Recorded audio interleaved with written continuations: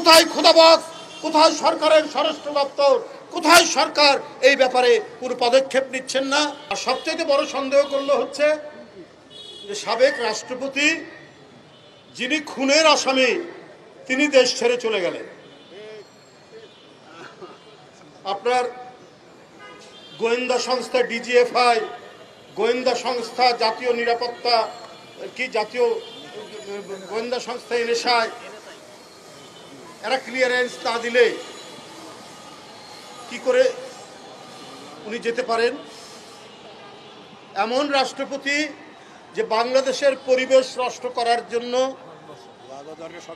যার যার বিচার হওয়া উচিত, আমাদের হাওর বাওর, আমাদের খাল বিল আজকে আন্তর্জাতিকভাবে মানুষ আন্দোলন করছে এগুলো রক্ষার জন্য, তিনি তার এলাকা কিশোরগঞ্জ না, কিশোরগঞ্জের বিশাল হাওরের মধ্যে বিশাল এক রাস্তা বানিয়েছেন তার বাড়ি বানানোর, তার বাড়িতে পৌঁছানোর জন্য।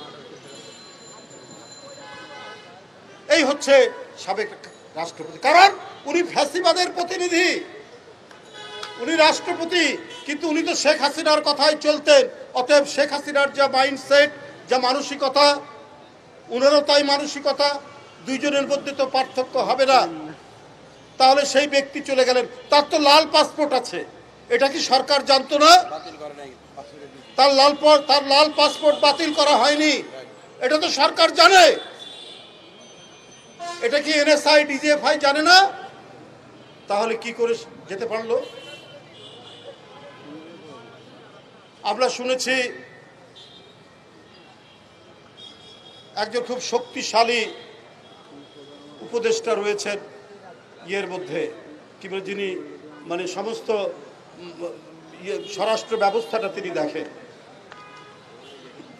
তার নাম খোদাবক্স সাহেব, খুব নাকি পাওয়ারফুল। আবার এও শুনি তিনি নাকি বিএনপিকে খুব একটা পছন্দ করেন না, নিজের মতো করে সব গুছিয়ে রাখার চেষ্টা করেন।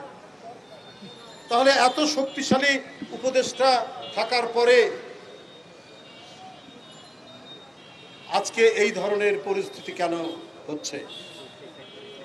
আজকে সাতক্ষীরা, কুড়িগ্রাম, খাগড়াছড়ি, মৌলভীবাজার এই সমস্ত সীমান্ত দিয়ে ভারত লোক ঢুকাচ্ছে বাংলাদেশে, পুশিং করছে।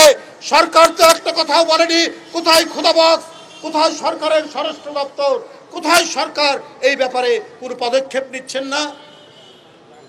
এটা তো বিরাট এক অন্যায়।